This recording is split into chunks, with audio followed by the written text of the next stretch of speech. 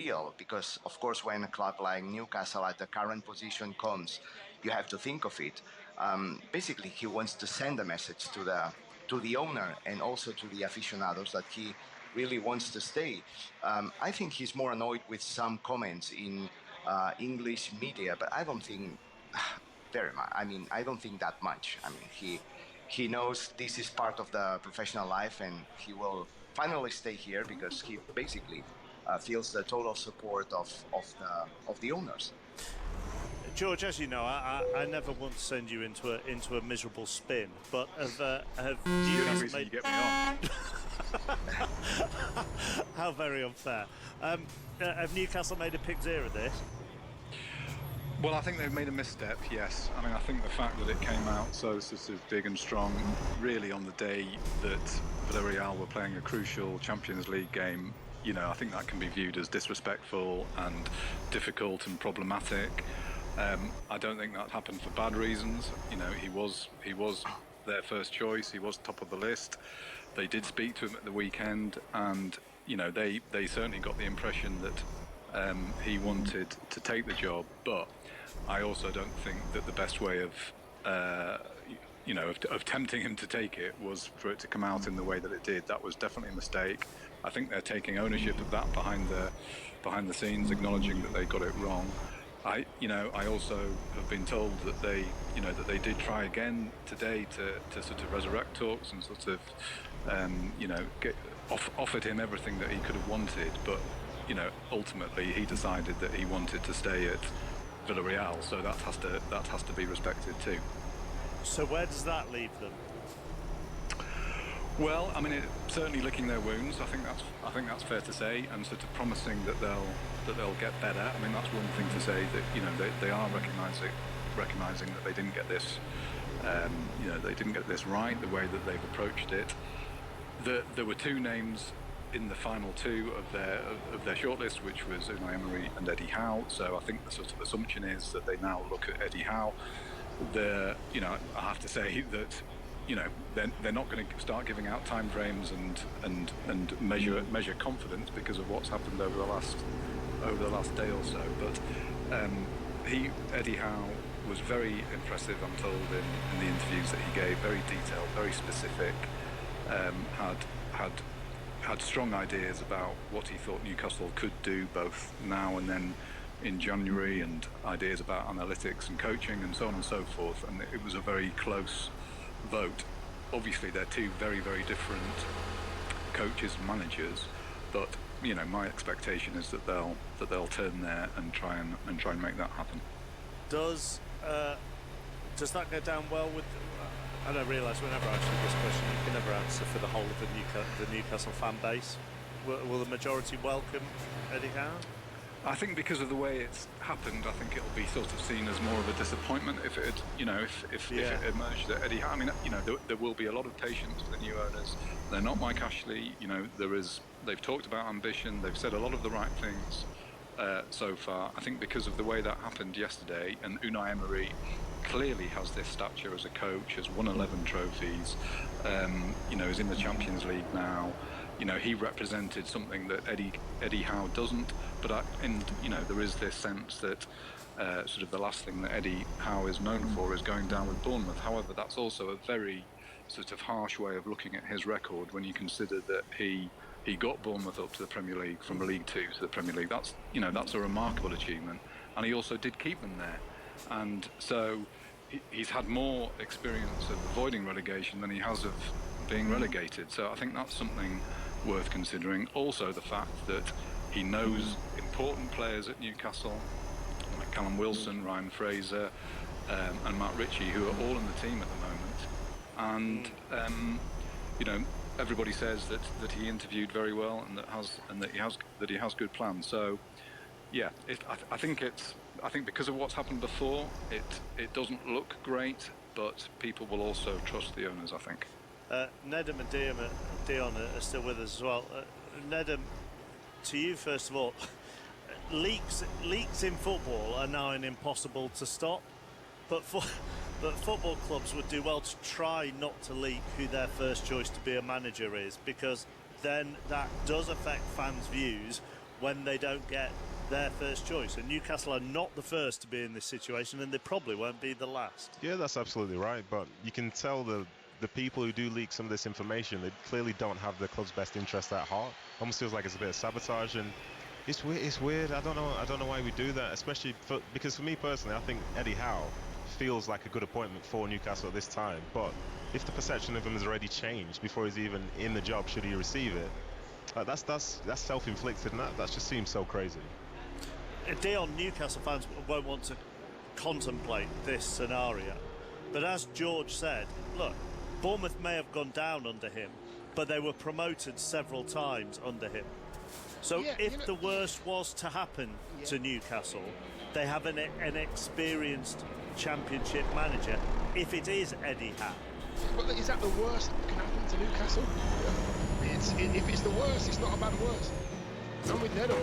I think Eddie Howe's got good stock in the footballing world, in the footballing circles. He plays good stuff. He coaches very well. The players that play underneath him seem to enjoy playing for him as well. And I'll second what Nedham said. If they were to get Eddie, I don't think it's a bad thing at all. I do think it's a good thing, and I think it'd be a very, very good appointment. I mean, that might play a part in their thinking, George. I mean, they would never say it publicly. The idea of him being a good candidate. I mean, I don't think they're looking at going down. I mean, sorry, I'll rephrase that.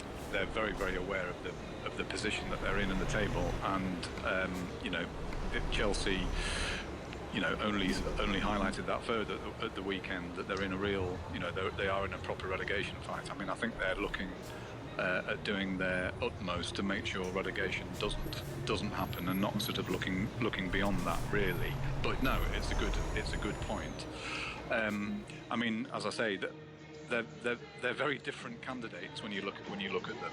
But you also sort of have to look a bit further than one's won trophies and one hasn't won trophies. You have to sort of look at what they can get out of the squad at the present moment, and that's a key thing too. They've played 10 games already in the league and not won any. They've got another 10 games to go before they can actually sign anybody, and that's if they sign somebody on the 1st of January. They have to make the best of what they've got, and I think that's something that they feel Eddie Howe could do. That wasn't too painful, was it? Was that okay? It was fine. Yeah, no, it was fine. Fine. Yeah, that's. I'll take. You were gentle with me. That's right. Yeah.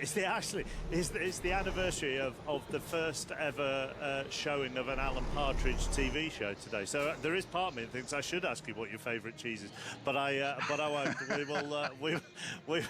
We will talk soon, George. All right, George Culkin, senior writer at The Athletic. Ernest Macias still with us from Radio Catalunya. Let's talk about Atletico, who come into this in what kind of form, would you say, Ernest?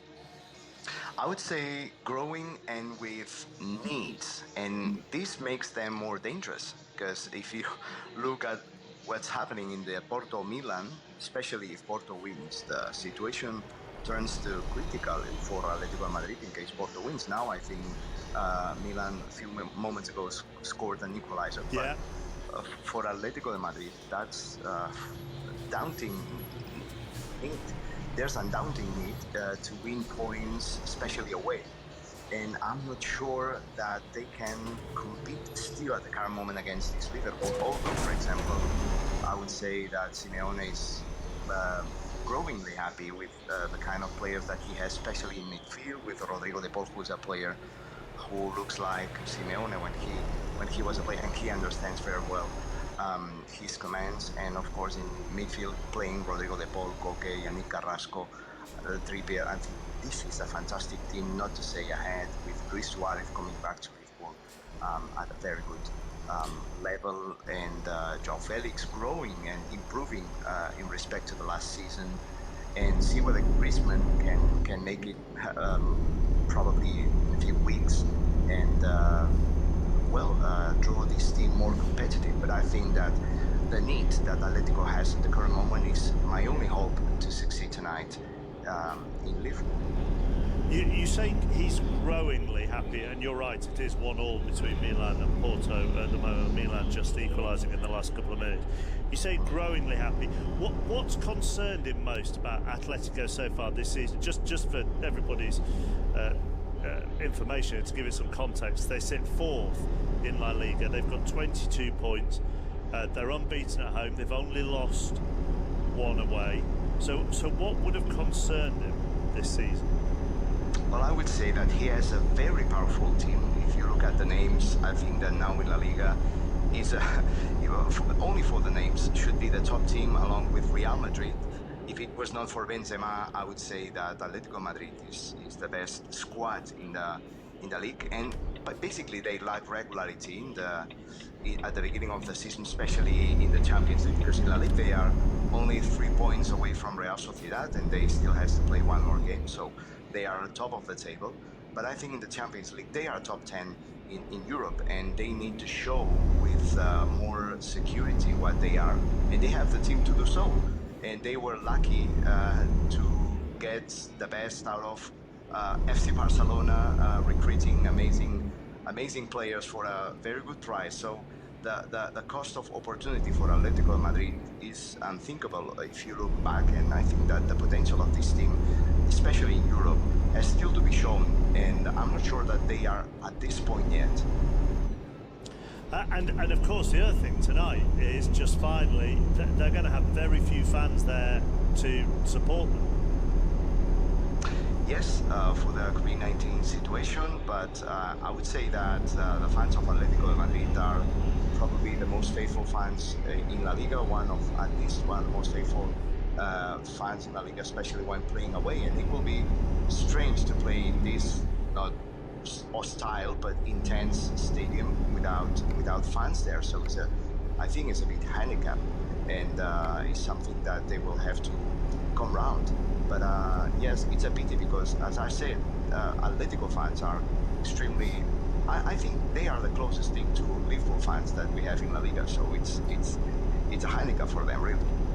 Okay, Ernest, I know you're on air very shortly, so thanks for giving us your time before you go on air. Talk soon. Ernest Matia from Radio Catalunya. Let's switch back to one of the day's other big stories with Tottenham's managing director of football speaking for the first time since Antonio Conte's appointment as head coach. Fabio Paratici said they want to build something important at the club, and also explained why Conte chose to come now after turning them down in the summer. Now is the right time because we speak once with Antonio this summer, but was not ready, not the right time, because was involved emotional in Inter, was a strong season and was not ready. So I know Antonio very well. So when he say no is no, and when he said yes is yes. So that's it. Where do you think this football club should be? What is the end game for this period for this club?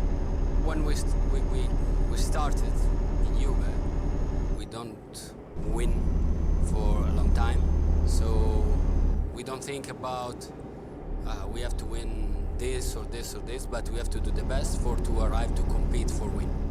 Then when we are in that level, we want to improve again and arrive to win trophies. But I worked with Antonio before. He's a hard worker, a lot of passions, a lot of knowledge, because he's one of the best coaches in the world. So my expectation is just to build really something important for this club that it really deserve. Fabio Paratici speaking to BBC Sports' Simon Stone. Mina Razuka covers Italian football. She joins us now. How would you describe the relationship between the two? Fabio Paratici and Conte. I'll tell you a story. I went to cover a game in 2013 when Jose Mourinho was in charge of Real Madrid, between them and Borussia Dortmund, and they were there to watch it. I mean, they are such great friends. They have been for very long, and they were always going to unite at some stage, I would imagine. It's interesting because a lot of people wondered how their reputation was going to go and how their relationship was going to develop, because last season, obviously, Antonio Conte was at Inter, and Agnelli and him had some choice words. I mean, he ended up flipping the third finger to Agnelli. Agnelli was swearing at him, and there was all this, it was covered so heavily in the Italian media. And a lot of people thought, how are they going to survive this? I mean, and there were all these things caught on video apparently of Fabio Paratici saying all types of I'm going to come down and show you guys things to the sporting director of Inter. I mean, obviously, you know, there's always drama on the sidelines for any Italian game, but honestly speaking, he worked with Marotta, who he had such great success with at Juve. He worked with him at Inter, and together they won the title. And now it's his opportunity to work with Fabio Paratici, who he also spent time with, obviously, at Juventus. And somebody who understands exactly what type of player he likes, what he wants, what his outlook is. And they are people that genuinely enjoy each other's company. They are friends. They spend time together all the time. So I think all in all, they'll be happy to be together. But Conte will have a say on players, presumably. Yes, and I think that they trust each other, because there have been moments where Conte has said to him, I want this guy or I want that guy, and Paratici has been like, no, that's not the guy, believe me, or he will offer somebody else. And he likes the choices that Fabio has done, you know, whether it's bringing in obviously Paul Pogba or whatever it is. He trusts Paratici to bring in the right players for him. Meanwhile, he also trusts Conte, and I think together they work well, because they can be overly ambitious, and you need to rein them back in, which I'm sure Daniel Levy will.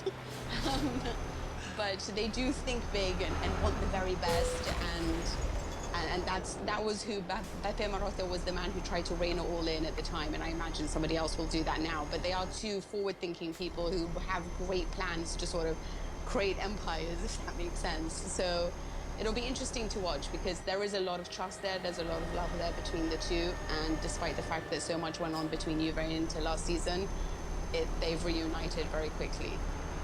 Dion Dublin, do you expect to see immediate improvement in Tottenham, or do you think it will take time? I think the hardest thing, Chappers, for me is to get the players that he's got to believe, to get them confidence again, playing the football that he possibly knows that they can play. That's why he's gone there. Got some good individuals, got some good footballers. Maybe the attitude hasn't been great in a few of those players on the training ground. Talking about Dele Alli. So yeah, difficult job, but he's got a lot of talent to work with. It's all down to the manager and how he manages them. I suppose we talked about this on Monday night, Nedum, actually, that, you know, he has great first seasons, does Antonio Conte, but normally off the back of a great, well, not normally, always off the back of a pre-season. Yeah, it's going to be interesting, I think, coming in at this stage of the season with the league looking the way that it is. Like, we can see an improvement in Spurs, but ultimately where will that leave them come the end of the season, I'm not too sure. But I think in some ways, for me personally, I think it feels like this is what Spurs need. It needs somebody who's going to come in with a very, very clear philosophy, a style of play. He's been proven in this country, and I think he's going to make it unequivocal in terms of saying, this is how we play, this is how I want you to play. And if you're not part of that, then, you know, you're not going to be playing. I think that's probably the thing that's probably going to help them look a lot better between now and the end of the season. Nedum, you know what it's like in the dressing room, Nedum. Sometimes a new face comes in, especially if it's the boss as well. A lot of players in the first training session, in the first meeting, would have made their mind up on the manager. You know, the way he talks to them, and does he put an arm around them? Does he talk about a certain player in the meeting? You kind of, certain players know already, don't they? Yeah, for sure, 100%. And I think maybe it's a bit of it, speaking from experience here, in terms of being coached by an Italian before. Like, they all make it abundantly clear, like, Conte can motivate you, but I think that comes from a place of trust and understanding why you're doing what you're doing, and like people really buying into what he's trying to say to them. And I think for Spurs, with those players, I think when he sits there in front of them and he says to them, this is who we're going to be, this is how we're going to do it, I think it's for them to realise that he's being for real, and there are no two ways about that. Here is a guy who, probably for the first time in a very long time, he's going to command a lot of respect before a ball's even been kicked by any of their players. So it'll be interesting to see how they do, but I'm expecting a different Spurs between now and the end of the season. That is ridiculous, though, Dion, isn't it? I'm not trying to be deliberately argumentative tonight, but that is... Ali's nodding me by the side. Ali's nodding. Yes, he is, Dion. Yes, he is. But that is ridiculous that players made their mind up on a manager from their very first training session. It depends. Chappers, I had a manager once that came in the dressing room for the very, very first time on his very first day into the training ground, and he was kicking skips about. The skips were rolling into people as they were sat there waiting for him to say his first words. He hadn't spoken. Kicked the door open, kicked the skips about, and started swearing at us. he lost about 5 players. You know, it's just sometimes, you know, there is an element of, you know, just find your feet first, like a player going into a dressing room. But if a manager made his mind up on a player, he probably has, Chappers. He probably has on the already. first thing. He probably has already, It Chappers. makes no sense, though, does it? Yeah, you say that, Chappers, but do you know when you say players like make their minds up about managers and so on, I think at times that can be a fault amongst players. Whereas in this case here, I have a feeling, and I could be wrong here, but if Conte is unhappy with any player in that team, doesn't matter who it is, I don't think they'll play. I don't think he's willing to massage the egos of any players in that team just because said players played well or has been playing for the start of this season. And I think in some ways, for Spurs in this instance, I think that's what's going to get the best out of them, because now everything's on the line. And for those players there, if you're not willing to fight for that, it doesn't make a difference if you don't like the manager. If you're not willing to fight for it because you don't like him, well, you're not going to play. So that's just how it's going to have to be, I think. Ali, do you think we make our minds up on pundits after their first appearance? No, I think if we did that, Mark, we'd be going through and rating up, wouldn't we? Mina, thank you very much. Talk soon. Thanks. Thank you, Mina Rizuki on 5 Live Sport. A couple of other football lines for you. Manchester United defender Rafael Varane set to be out for around a month. He suffered a hamstring injury in last night's Champions League draw with Atalanta, so that obviously puts him out of the Manchester derby on Saturday lunchtime. And the CEO of Al Sadd says they intend to keep Xavi as their manager, despite Barcelona directors being in Qatar to get him to be Ronald Koeman's replacement as head coach. Let's switch to cricket, because a number of sponsors have ended their ties with Yorkshire County Cricket Club over the handling of allegations of racism made by their former bowler Azim Rafiq. A report found that Rafiq had been a victim of racial harassment and bullying at the club.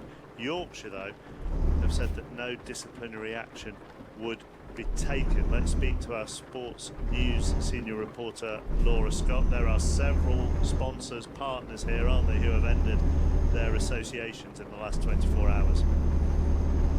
Yeah, it's been really interesting. We've contacted all of the ones that are listed on Yorkshire's website, and it was interesting, and some of them wanted to wait until the outcome of the report and then maybe wait until the outcome of whatever the ECB chooses to do, but actually several of them have already taken action. They've decided that they've seen enough and they want to cut ties with the club, many of them citing their values as, you know, they won't stand for any discrimination. They have a zero tolerance policy to racism, and they've said that what they've seen at the club goes against those values. So these are the likes of a local publishing group called Emerald. They held the naming rights to Headingley, so this is a really major blow to Yorkshire.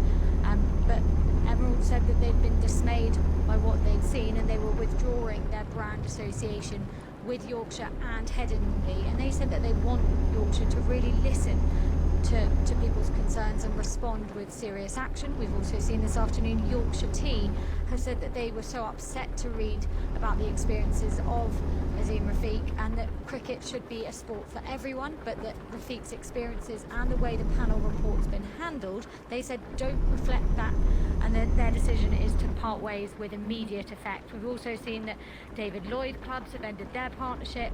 That won't be reinstated, and also Tetley's Brewery, the Aid partnership, and Anchor Butter as well. So this is a really serious commercial problem now for Yorkshire, and we know that there's going to be a board meeting on Friday where no doubt this will come up, and clearly pressure on the board of Yorkshire now. And political pressure as well. Absolutely. I mean, yesterday we saw some really key government figures speaking out about this. We heard from the Health Secretary Sajid Javid. He said that heads should roll at Yorkshire over this, and he said that if the ECB don't take action, then the governing body is not fit for purpose. We know that the ECB is going to conduct its own investigation, and today a group of Yorkshire MPs said that they wanted that to be immediate, comprehensive and independent into the abuse.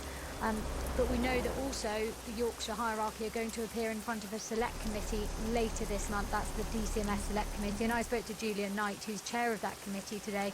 He says he sees no reason why the board should remain in place. He said that this is one of the worst episodes in modern cricket history. So clearly, I mean, by the point of that DCMS select committee, there'll be there's 2 weeks to go until that, and a board meeting We know the members aren't happy. Clearly, as I've said, the sponsors pulling out. So whether or not any of those members of the Yorkshire board have gone already remains to be seen. But we know that Azim Rafiq will also, we're expecting him to give evidence at that parliamentary hearing, and he will be protected by parliamentary privilege. Our sports news senior reporter Laura Scott, thank you very much. As far as on the field matters are concerned with England at the Men's T20 World Cup, Timal Mills will miss the rest of the tournament. He picked up a thigh injury during Monday's win over Sri Lanka. He'd played in all 4 matches and taken 7 wickets. He tweeted, "Thank you for the messages. I'm absolutely gutted. I've been here before. Love being back in an England shirt and will do all I can to get back again. Backing the boys all the way." Former England assistant coach Paul Farbrace joins us now. It was only a week ago, 10 days ago, Paul, we were talking about all the different options available to England from a bowling perspective, and yet despite all of those options, this is a big blow. It's a huge blow, it really is, and it's look, I think that all of us that have watched Ty battle back from so many serious injuries, we're delighted to see Owen Morgan talked him up 12 months ago, so he was still very much part of the plans.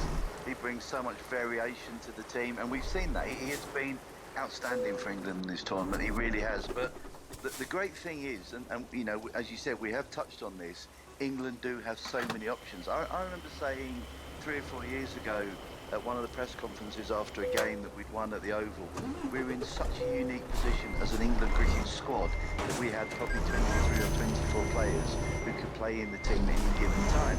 And I think that's still, that's very true. You think that, you know, Reece Topley comes in, you've still got Liam Dawson, James Vince there in reserves, David Willey hasn't played yet. You know, their squad, their depth of their squad is absolutely extraordinary, it really is. Mark Wood can replicate his pace. Can Mark Wood also replicate his death bowling, or will that role go somewhere else? Look, I think Mark Wood definitely could replicate that, and I think that's the great thing that, you know, what we've seen on these pitches so far, Woody's height or lack of it and his skiddy pace could be really handy in these closing stages of this tournament. And I think, you know, Morgs is the sort of guy that we've seen every series that Morgs been captain.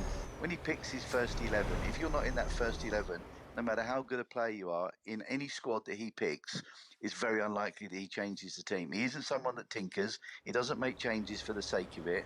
And the other guys in the squad will be knowing they've got to practice really hard, be really ready to play. I think Mark Wood comes into the team. I think he still gives enough variation because, as I say, his skiddy pace, his height that he bowls at, he's got the skills to close overs out and close the game out at the end. But England showed the other day when Ty went off, you know, that they were able to adapt very quickly to that situation, and they've got enough variation in their squad to cope with this. But from a personal point of view, I'm really, really disappointed for Ty because, as I say, he's really battled so hard to get himself in this position. He will be back, there's no question, and the way that Morgs has looked after him, managing this through this tournament, he's proved that he can play at the highest level. But it is a blow to lose him. When you said Woody's height there, I was thinking, really? And then you went, no, sorry, lack of height. I was thinking, all right, that makes more sense. They're still favourites, though, aren't they? Finally, for you. Oh. I mean, God, as long as Joss Butler keeps doing what Joss Butler's doing, they're favourites. Well, the innings, the 100 the other day. I mean, I watched the whole of that game, and there were times where I was thinking, crikey, 135, 140, lads, is. You know, you're going to have to bowl really well, you're going to have to catch our catches here. But the way Joss played, I mean, Morgan's played brilliantly. We said a couple of weeks ago when we chatted, Owen Morgan is a unique cricketer. He's not in or out of form because you never quite know. As long as he's confident, and he said himself, you've got to keep backing yourself, because if you stop backing yourself, then others will stop backing you as well. But, you know, he played brilliantly. He's 40. That partnership was superb. Joss Butler, if there's a better player in T20 cricket at the moment in the world, I hadn't seen him, and the way that he played the other day, I just thought something like, he's played 2 amazing innings in the space of a week. He absolutely blasted Australia, and then in the next game against Sri Lanka, he used all his knowledge, all his skill, all his experience. And I mean, I think that's one of the best innings I've ever seen him play in terms of how he managed the situation, managed the innings, and then got England to a score that was absolutely brilliant for them. So look, I think England are still favourites. Pakistan have played brilliant cricket.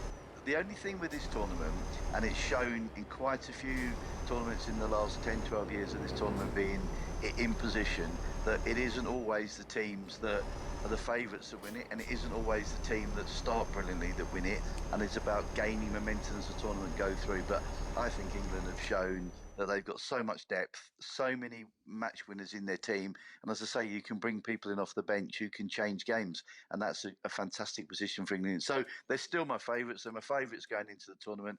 They're still my favourites, and I'm excited by the cricket they're playing in this tournament. Me too. Lovely, Paul. Thank you. Paul Farbrace, former England assistant coach on 5 Live Sport. They play South Africa to England in their final group match on Saturday. Commentary of that on Sports Extra from 2 o'clock. Scotland are out of the tournament. They lost to New Zealand by 16 runs. New Zealand can still reach the semis with that win.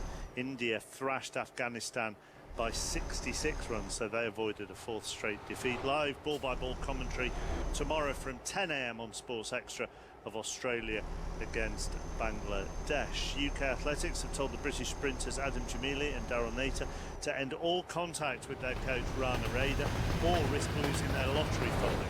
Raider is set to be investigated by the US Centre for Safe Sport after a number of sexual misconduct complaints were made against him. Raider's lawyer says the allegations are unvetted and unproven. And in the Paris Masters tennis, Cameron Norrie is through to the 3rd round.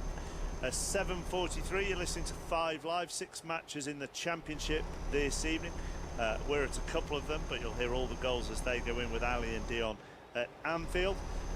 Let's go to league leaders Bournemouth, who are in great form but are winless in 6 against Preston in all competitions.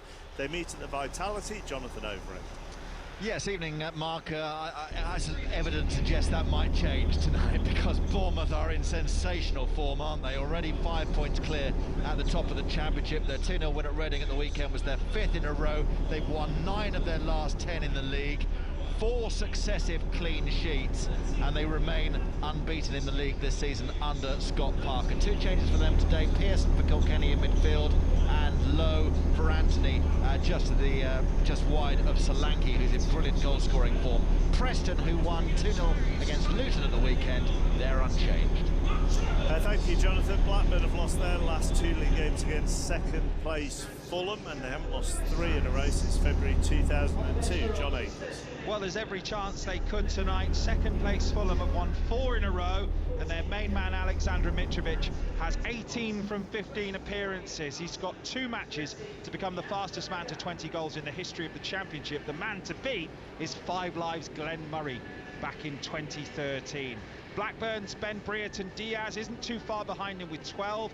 He's got Ecuador and Colombia next for Chile. They have to win both to qualify for the World Cup. If they do and he scores, they could be building a statue of him out there. He won't have Sam Gallagher alongside him tonight, though. He was forced off with an injury in the win at Derby at the weekend. Ryan Nyambe comes in as Tony Mowbray has to have a bit of a reshuffle. Also, 1 change from the Fulham team. Adarabioyo is suspended. Michael Hector replaces him at the back. His first league appearance since December. 51 goals between them so far this season. It could be a good one. Let's head back to Anfield. Commentary to come in 15 minutes of Liverpool against Atletico Madrid with Alistair Bruce Ball and Dion Dublin. And Ali, you've been talking about Jurgen Klopp's programme though. Well, no, I know you're not that interested or intrigued by this. I just think, Mark, Jurgen Klopp and Diego Simeone, being the personalities they are, they infuse their teams with that personality. And football is also an entertainment business, so even if we're not, in our business necessarily as interested in it, I know a lot of the fans are, and a lot of the fans, Liverpool fans and Atletico fans absolutely love being led by these 2 characters. All I was pointing out was that in the programme notes tonight, I don't think Jurgen Klopp wants any silly business, and he dampened it down very quickly, didn't he, after the game a couple of weeks ago. In fact, they both did. So the first sort of 5-6 paragraphs tonight basically are just how much he respects Diego Simeone and what he's achieved. And they don't have to be best buddies, do they? They can respect each other, and they can look at each other's football teams, and they go about things very different ways. They don't have to be best buddies, but all I think the point he is making is that, he is full of respect for what he's achieved and just how good Atletico are. And Dion, I'm not disagreeing with any of that. I'm not saying you don't want passion. You want your club to be led by an inspirational figure who buys into the community, which is what these two do. You want them demonstrative in the technical area, and you want that passion. Or, like I was saying at the start, was I couldn't really care less whether they shake hands or not. The whole so passion. You're just grumpy. That's what you are. You're grumpy chappers. That's what it is. Simeone's really interested on the handshake, actually. I've already explained myself after the first match. He said, I don't like the handshake greetings after the match, as they are the emotions of two different sides in different emotional minds. I know it's a UK custom and all about chivalry, but I don't share it and I don't like falseness, so I behave how I feel. And then he said, I don't know Klopp as a person, but he's a great coach and has been great everywhere he has been. Is it not? You know, I'd rather not have a handshake before the game, to be honest with you, because I'm going to war.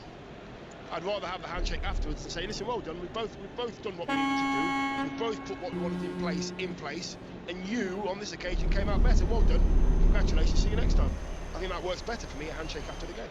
Okay, but what about you've acted like a right clown in the technical area? This could be either way, it could be about anybody. You've really annoyed me. Do you know what? I'm going to need 10 minutes to calm down and maybe I'll shake your hand in private. I'll wait in the tunnel for you. I'll wait in the tunnel and nut you as you walk past. But do you know what I mean? Absolutely, no, I do.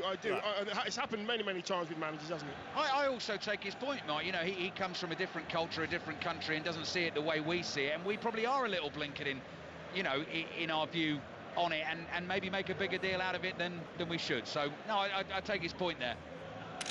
Let's just head back to the Etihad then. Manchester City against Bruges, also an 8 o'clock kickoff. Let's hear from Pep Guardiola, who has spoken about admitting that the team still has improvements to make.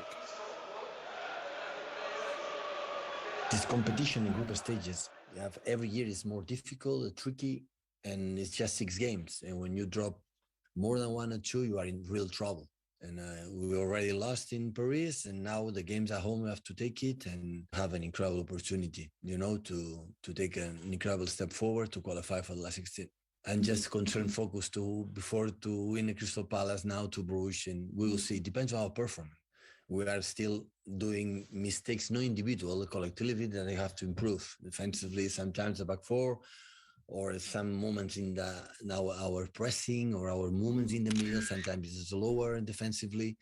So yeah, we have to, but it's normal. So every game, I saw the game against Bruges, how many bad things we have done. And we won 1-5, and after the game I said, how good we played. We were making incredible performance. And offensively we had done it, but defensively it was not really good. And that's why always you have the feeling that always we can do better. But in general, our game since Stamford Bridge, we say, or even before Stamford Bridge, our consistent, the way we played, has been fantastic. Nadim, it can be really interesting compared to Guardiola. The number of times after what would appear to be a really good Manchester, well, scoreline-wise, a really good Manchester City performance, he can find the faults. But quite often, after a defeat, he's full of praise. Yeah, that's interesting, isn't it? It's very interesting. I think he is a bit of a perfectionist at heart, but I think he's somebody who's like obsessed about performance. And I think in some ways that's good, because it sort of plays into the nuance of the fact that there are some days where you can play really well, not necessarily get a result, and it's not the end of the world. But then the other side of it is true.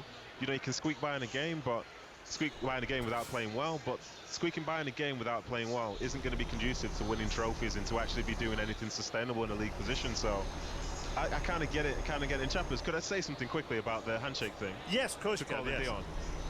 I don't know about you guys. I understand the chivalry thing from Simeone and all that. But in games, after a game, sometimes I would shake the hands of a referee. But if he really stressed me out, I wouldn't go anywhere near him.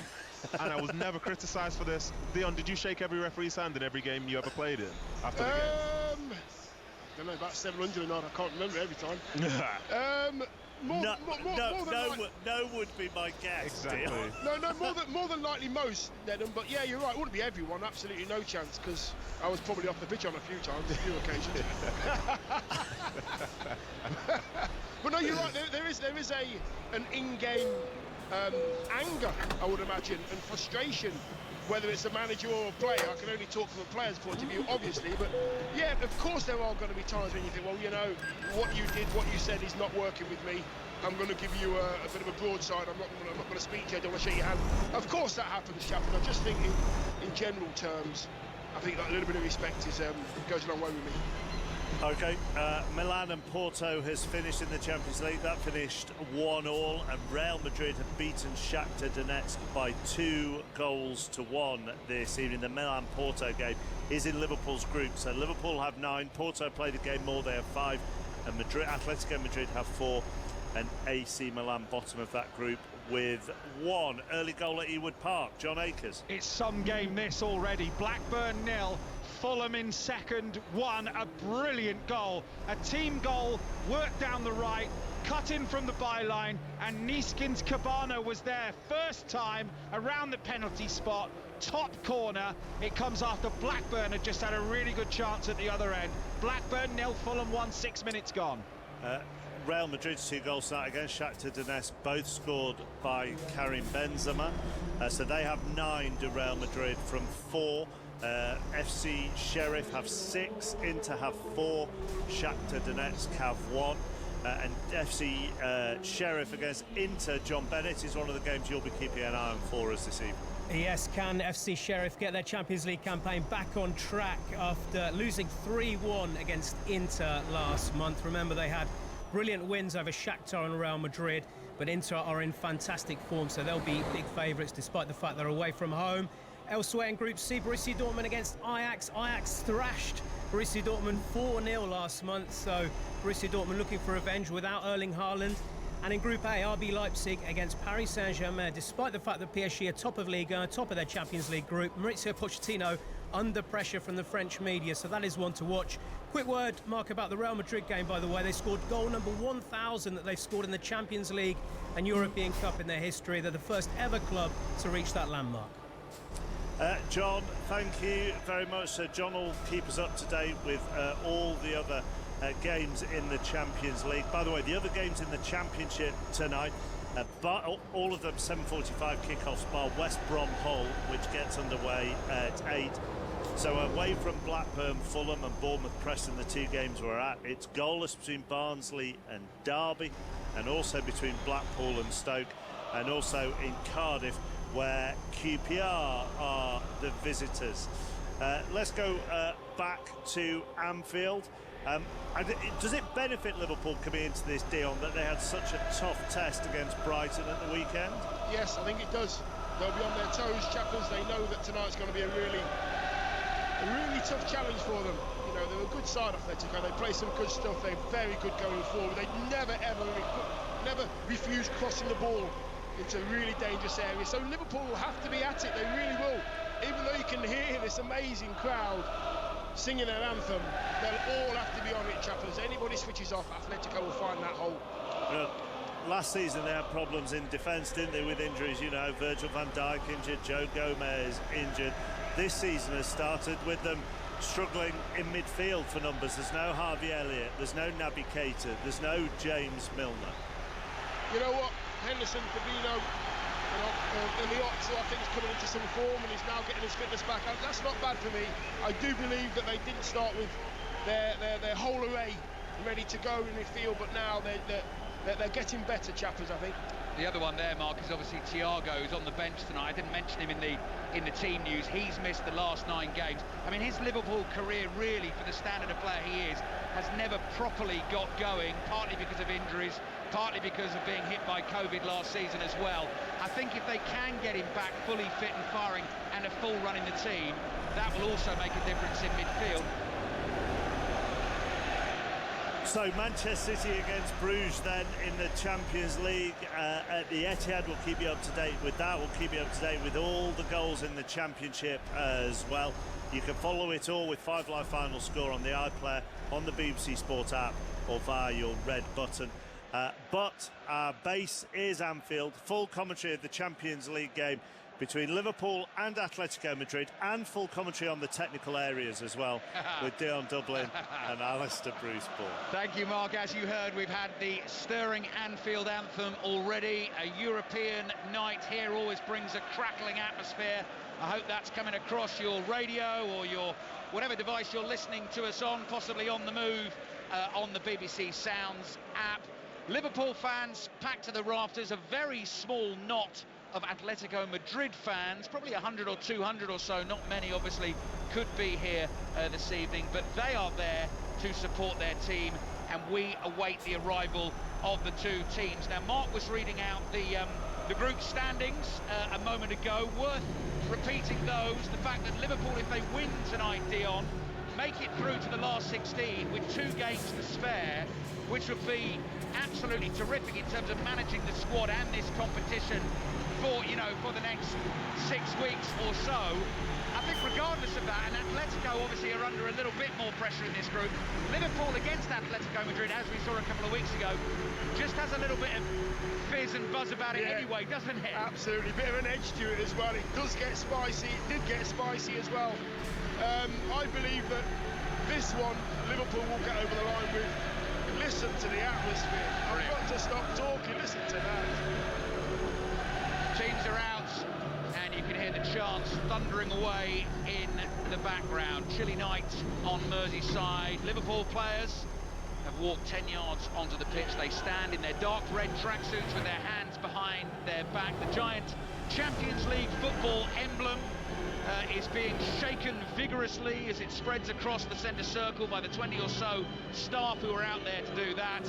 And Atletico Madrid are there in their blue tracksuits with a white and red band across the chest. Goalkeeper Jan Oblak, one of the very best in the world, in his yellow shorts and yellow socks. And they come here smarting from their 3-2 defeat at the Wanda Metropolitano a couple of weeks ago. It was some game. Liverpool took a 2-0 lead.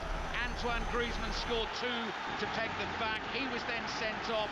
Mo Salah scored from the penalty spot. Atletico Madrid thought they had a late penalty, initially given on the field, and then the decision was changed after a review by VAR. And of course, the other thing that must be mentioned ahead of this game, it was just under 20 months ago that Atletico Madrid were here to knock Liverpool out of the Champions League in the last 16 as holders of the competition, but no one really remembers that game for the football. That, of course, was a rather ill-advised sporting event, and I know from speaking to people who were here that night, that was at the moment where the country was about to head into lockdown. COVID was really strengthening its grip all around Europe. And looking back on it in hindsight, that game really shouldn't have been played. It was a real triumph for Atletico Madrid on the pitch, and they kind of need one tonight. Porto have moved above them in the group, so Porto are on 5 points, having played a game more. Atletico on 4 points, and Liverpool sitting proudly on the top of the table on 9 points. Dion, let's get through this team news. 5 changes, so Shimikas in at left-back. Joel Matip comes in at centre-back, a little bit more experience there to renew his partnership with Van Dijk. Fabinho's a big boost in central midfield. Naby Keita's missing injured. Oxlade-Chamberlain starts, Curtis Jones drops out, and Jota comes in for Firmino. Can I ask you about the left-back one, Andy Robertson? Do you think that's just getting a rest? Maybe, but with a game like tonight, I'd love to see Robertson playing. I've so much respect for him. He does so well in nights like this. And he's a leader as well. You know. This is BBC Radio 5 Live. Unfortunately, due to rights restrictions, we're not able to bring you the current sports commentary on this platform. You may be able to listen on an alternative platform. For further information and terms of use, go to bbc.co.uk/5live.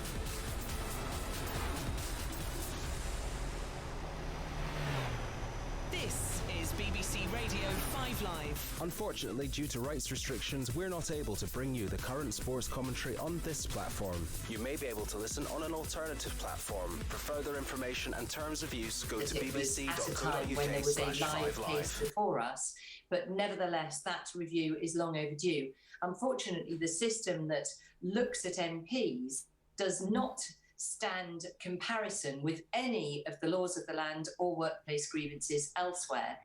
Hundreds of climate activists have been marching through Glasgow, where the COP26 summit has been examining how multinationals could help cut greenhouse gases.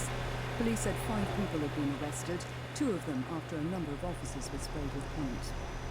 A 4th company has withdrawn its sponsorship from Yorkshire Cricket Club over a racism row. David Lloyd Fitness Clubs have joined Yorkshire Tea, Anchor Butter and Emerald Publishing in ending its ties with the club. A report found that the former player Azim Rafiq was the victim of racial harassment and bullying, but the club said no disciplinary action would be taken. The French authorities have released a British trawler that was detained during the post-Brexit fishing row. The boat's owner, Macduff Shellfish, is said to be delighted that the crew and vessel could return home. A judge in the United States has said that he expects a sexual assault lawsuit being brought against Prince Andrew to go to trial towards the end of next year. The prince has consistently denied allegations that he sexually assaulted Virginia Giuffre when she was 17. And in the past few minutes, it's been announced that the South African novelist Damon Galgut has won the 2021 Booker Prize for fiction with The Promise. BBC News. In Descendants in half an hour, we'll meet three people. Marcus, who's of Bajan descent, Reverend Alison Waters, a vicar in rural Somerset, and Ruth, a middle-class woman living in Bristol. Their lives today have all been affected by the legacy of one of the biggest slave owners in British history, a man called Thomas Daniel. First though, Jane Garvey brings you another edition of Life Changing. Hello. Now, many of us have got to deal with some pretty awful things at some point or another in our lives, but some do have more to deal with than others. But as our guest today, Michael Byrne, says, it's not a competition. But I think it's also true to say that he's been through more than his fair share. Michael grew up in Glasgow in the 1970s. His was a difficult childhood, made even harder when his father was murdered when Michael was just a young man. But that isn't the focus of our conversation today. Instead, it's about a separate, astonishing event that happened 8 years ago. And that experience brought back the traumas of his past and pushed him to a place where he came close to taking his own life. He has, though, made remarkable progress since then. We start in happy times at the beginning of 2013, when things were really looking up for Michael. I had just been married to my beautiful wife in 2012.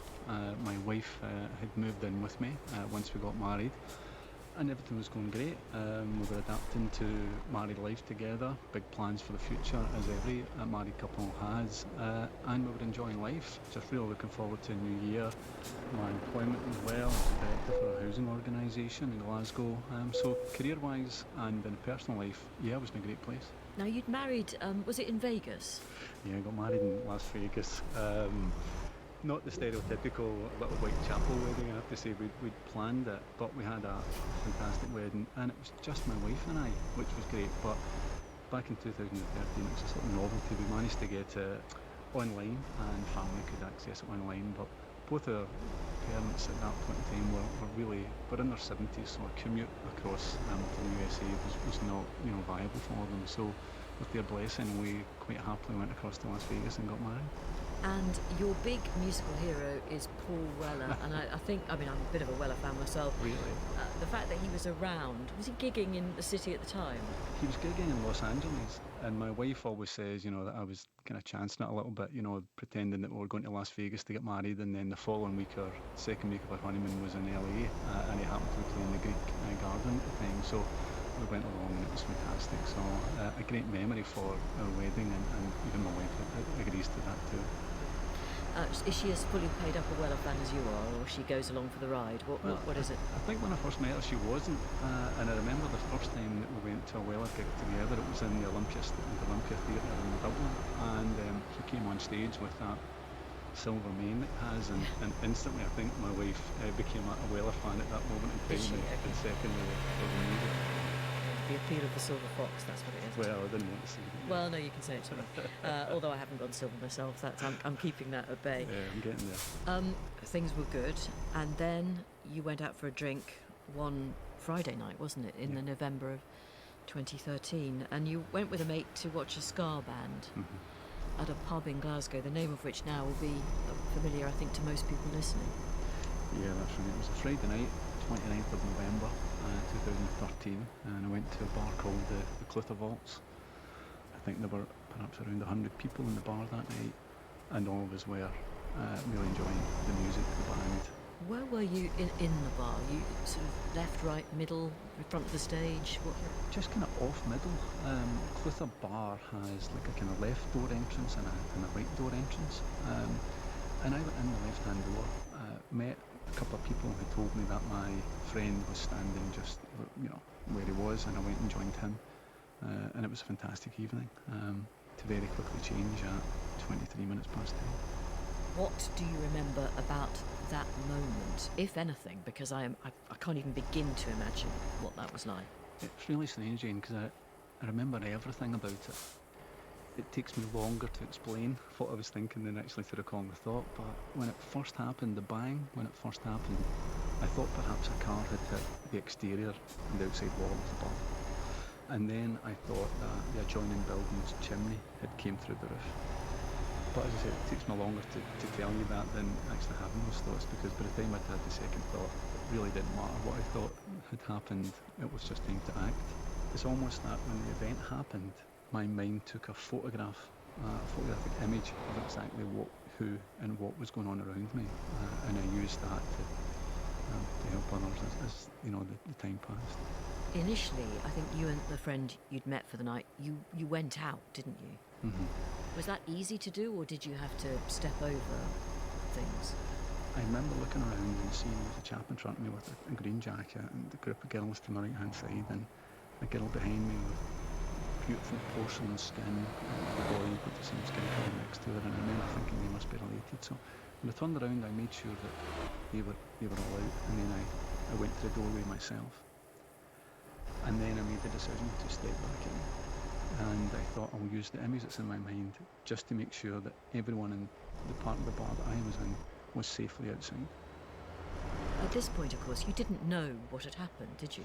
No, I had no idea. All my mind was really thinking of was, I need to help anyone who needs help. I wasn't concerned about what was going on above or anything like that. I don't even recall looking up to the ceiling too much. It was more about looking on the ground just to make sure that there was no one lying around or needed assistance. And I turned around to leave, and that's when I discovered two gentlemen trapped under the gantry of the bar. When you say a bar, what, a bar, a steel, like a steel part of the ceiling, or what was it? No, the actual bar. The actual bar where drinks were served. Yeah, right. The drinks were served that right. you used to stand at where the drinks were served, sorry. So the whole bar, the gantry in the bar had collapsed and were crushing these two gentlemen. And what did you do? I ran outside and I shouted for help, and two chaps came in, and I remember saying to them, let's lift this bar on three, and they lifted the bar, and I just remember shouting and screaming for someone to come in and drag the chap out from under it, and they did. And I remember when I first seen the first chap's face, I thought it was dead, unfortunately, and when he got dragged out, he made a noise. So I remember thinking, great, hopefully that chap's alive. And then I said to our two guys, look, let's move along, let's do exactly the same thing again for the other chap. And was it noisy in there? What could you make out? In my mind, it was very quiet. And I always liken it to a little bit like when you shake a snow globe. You kind of have the light, and then you kind of have the snow effect falling. For me, I always recall and this kind of dust settling with kind of light of the bar and the band's lighting coming through. It kind of felt like that falling on the snow globe. But the strange thing was that I felt entirely calm. I felt really calm about everything that I was doing, and I don't know why that was. I can't explain that, but I felt comfortable and confident and calm enough to carry out what it was that I was trying to do to assist these gentlemen. And when you went outside, by now you've left, you've come back in, you've dragged, with the help of the other guys, these two men out. You then go back in again, do you?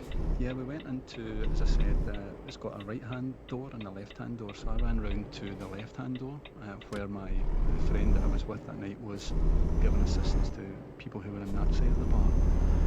And I went in and I joined them, and we were just shouting, raising our voices so that people could come towards us. We were just dragging people out as best we could. We've seen some sights, as you can imagine, that, pretty horrific.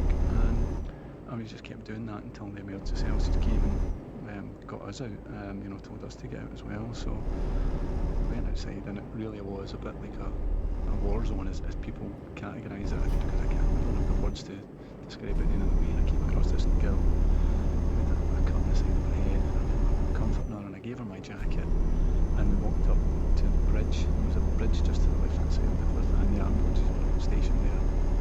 Put in the ambulance, and there was a police officer there, and he asked me for my details, name and address and so on. And I remember saying to him, "What happened?" And he said, "We think a police helicopter's crashed into the bar."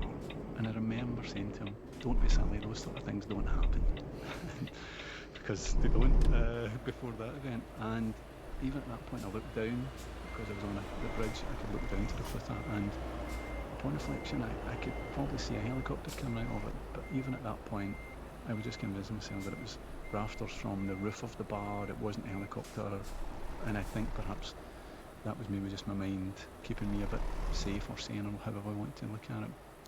So we've moved on. It's probably now, what, about 11:30, something like that, would it be? Possibly, yeah. No idea, Jane. No. Time just stopped, if that makes any sense at all. So what did you do?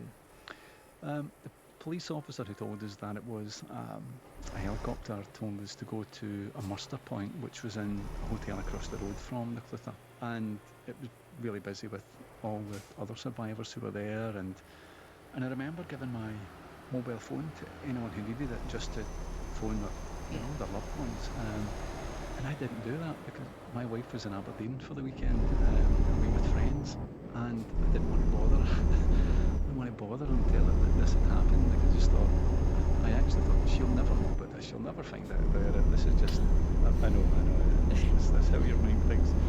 And it was at that point, a kind of large television caught my eye, and as I looked at the television, the Clutha was also in my eye line, and that was really the first point, because I'd seen the news, a sort of ticker tape along the bottom that said helicopter crashes in the bar in Glasgow, and totally killed 10 people alive. So that was really the first time I became aware of exactly what happened. And I think you were still with the mate you'd gone out with in the first place. Is it right that you then just went to another bar? Yeah. When I say it like that, it sounds kind of glib, but it actually isn't when you're in that environment, because your mind is trying to cope with everything that's going on around you. So after maybe a certain amount of time, the police took more details and then let us go, and we went outside, and a large crowd gathered with the yellow tape, the cordon tape, and wanted to get away from it as quickly as possible. And we went to another bar in the Trongate in Glasgow. You have to understand, neither of us were self-aware about how we looked or about what was, anything else. Yeah, how did you look? You must have been covered in dust. Yeah, it was covered in dust. It was only to find this out the next morning when I woke up and looked down at the clothes that I was still wearing, that I had blood and dust and everything all over me. I didn't know that, I wasn't self-conscious enough, not aware of how I looked. And I remember going to the bar and the doorman saying, "Almost not tonight, boys." You can't blame him, I can't blame him, but it's kind of strange because I was kind of, why not? And then we went and he let us in. Probably had sympathy for us, and went and had a drink at the bar, and my mate began to get really upset about what had happened. Got my taxi. He went home, and I went back into the bar because my mindset was, well, my wife's away, not really know I need to walk home, because when I stayed in the God was only 5 minutes from the city centre. I'll just have a drink in the bar, and that's what I did until I decided to just walk home. When did you tell your wife? The next morning. When I woke up the next morning, that's when reality really hit me. I looked down at what I was wearing, as I said, I could see the blood and the soot and everything else, the remnants of the previous evening. And then I checked my phone, and I had loads of missed calls from my wife and other concerned people, so I phoned her and I said, "Look, I'm okay, don't worry, I'm alright, I'm okay, I'm absolutely fine." And that was pretty much my attitude at the time. When did you and the friend you were out with decide that the best way of coping with this would be never to mention it again? And I'm not laughing. No, I know, it's incredible. I know that no one laughs at it. On the Sunday, so the Clutha was the Friday, and on the Sunday I remember having a conversation with him, and I was saying, look, I believe I was meant to be there to help the people that I helped, and that's it. Okay, it's over and it's done, and we both decided that we wouldn't talk about it again. Now obviously all we were trying to do was just really protect ourselves, because at that time it was wall coverage with TV and all It's the a massive, media. massive story. And I couldn't escape it.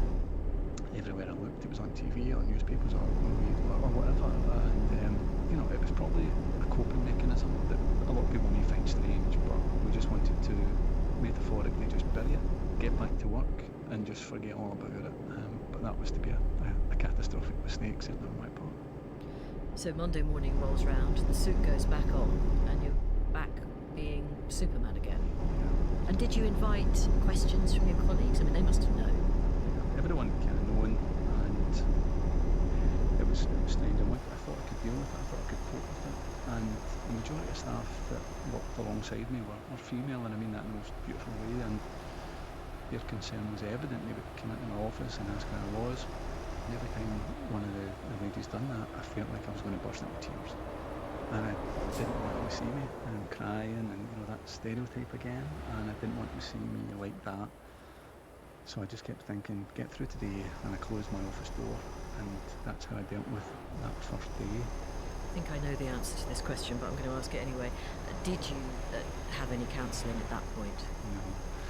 No, I think that it's strange upon looking back that I always think that upon reflection, everyone dealt with it really well and took the counselling and all of those sort of really progressive steps. I metaphorically wanted to run away from it as quickly as I could and just forget all about it, because that had been my coping mechanism. So I didn't really want to go and open up about it to counsellors. My real fear was that how's a counsellor going to understand what it's like to have a helicopter crash on top of you and have your father murdered and all the other stuff that happened to me? So how's a counsellor really going to empathise with me or be able to talk to me on a level that I wanted to discuss it? And that's not a criticism of counsellors nor professionals or anyone like that. That was how I felt at that point. But how were you? I think, well, what I know is that after the cloth eye was broke, so everything that happened after it was just another part of being broken. I knew that I was broke in 2013. By 2016, I was really on the precipice of having a mental health breakdown. So when was your son born? Because that's, I mean, the birth of a child, it's a very happy and wonderful thing, but not without its own issues associated with lack of sleep, various sorts of strain. Yeah, my son was born in July 2016, and as you say, that for most people that's a beautiful event. For me, for the first 8 months of my son's life was very difficult. The strange thing was that the lack of sleep wasn't something that bothered me, and I have some beautiful memories of being up during the middle of the night singing some Paul Weller songs to my son. And rocking him to sleep, because I very rarely slept anyway, just because of the hypervigilance and the other symptoms of my illness at the time. I just didn't know it. Ashamed as I am to say it, I pretty much avoided my son and my wife as much as I could, because I believed then that he would be safer, my wife would be better and so on if I wasn't around. So I just threw myself back into work again, as I did after every event, like a life-changing event. But as irrational as it may sound, I was happy to do it, thinking I'll just deal with work, throw myself back into it, and my wife can look after my son, and they'll be happy, and I'll just, be that, as it sounds a bit silly, almost like, that provider. I'll just make sure they're okay from the touchline almost, without really taking an active part. And I know that doesn't sound great, but that I always look back and, I think it was a symptom of my illness at the time. But again, I take full responsibility for everything. No, that's very honest. And then it got so bad that you began to think that actually your wife and son would be better off without you altogether. Yeah, that's right. It was a sequence of events that happened in April 2017. I was involved in a car crash. Someone hit me side on in the car, and that really was the catalyst for me beginning my mental health breakdown. That was April 17. Was it the noise of the car crash? Because they can some really unpleasant noises connected to. That's right. The bang of the car crash. Bang of the car crash was triggering me to recall the bang of the helicopter crashing through the roof, and then that event, with some of the things that I witnessed that night, triggered me to recall having to go and identify my father's body.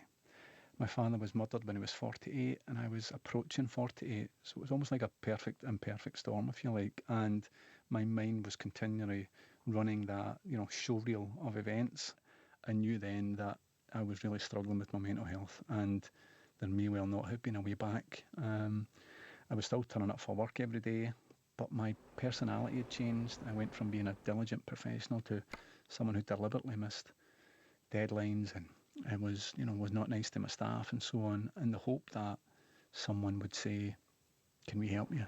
And that unfortunately never happened. And in April 2018, I had decided that I was going to end my life on a Wednesday in early May 2018.